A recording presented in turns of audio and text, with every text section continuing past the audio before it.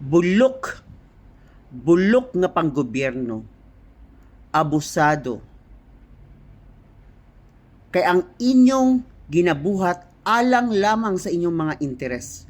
Kung asa mo makabenepisyo, labi na sa iyong gipangkawkaw na mga kwarta sa katawhan. Mga baga mugnaw, puryagaba ninyo. Gipaundang ninyo ang hearing sa Blue Ribbon Committee kay ngano na-mention na ang pangalan ni Martin Romualdez. Ano hadlok man mo?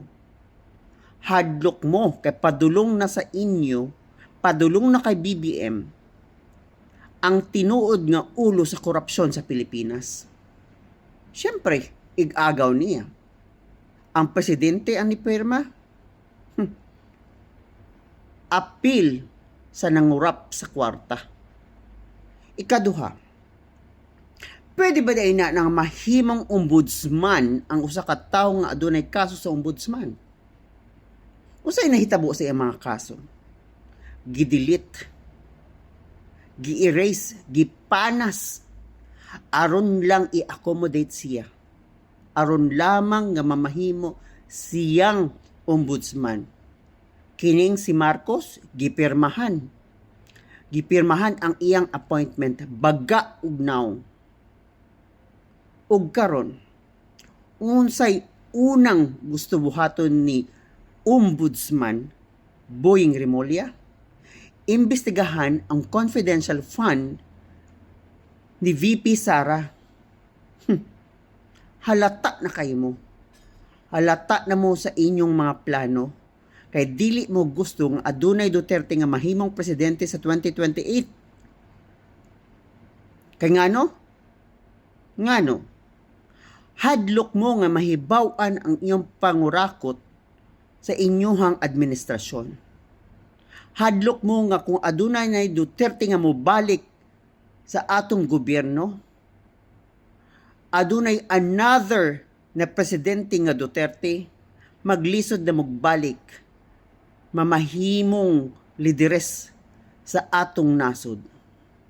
Mauna, gitagaan mo chance, gitabangan mo sa mga Duterte nga para mabutang na pod mo ang iyong pangalan diha sa atong panggobyerno. Apan unsa iyong gibuhat, mga wa mo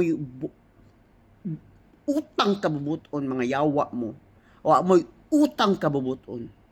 Gipalubong ang imong amahan dito sa albingan mga bayani. Gipabalik mo sa inyuhang pwesto. Gitagaan mo og chance para mamahimong leader sa nasod sa Pilipinas. Apan unsa imong gibuhat? Korupsyon. Wa kagatan-aw sa kalisod sa mga Pilipino. Imuhang gitan-aw kung unsay imong makawkaw lamang gikan sa kaban ng bayan. Usa ka kabagagnaw nga presidente, puryagaba nimo. Karon, ang ginaproblema nimo kung unsaon ninyo paghawa si VP Sara sa iyang pwesto ug di na siya makadagan sa 2028. Kaming mga Pilipino, di nami mo musugot ni ini. Di nami musugot sa inyong pang-abuso sa inyong posisyon. Dili maayo. Sobra na. Sobra yung pagkabagagnaw. Wa uroy mo kilati og colored. Wa uroy mo nalumos anang baha, mga yawaa mo. Kamu na lang untay nga lumos, gianod na lang mo. Kawa man mo'y silbi, wa mo'y pulos sa among nasod.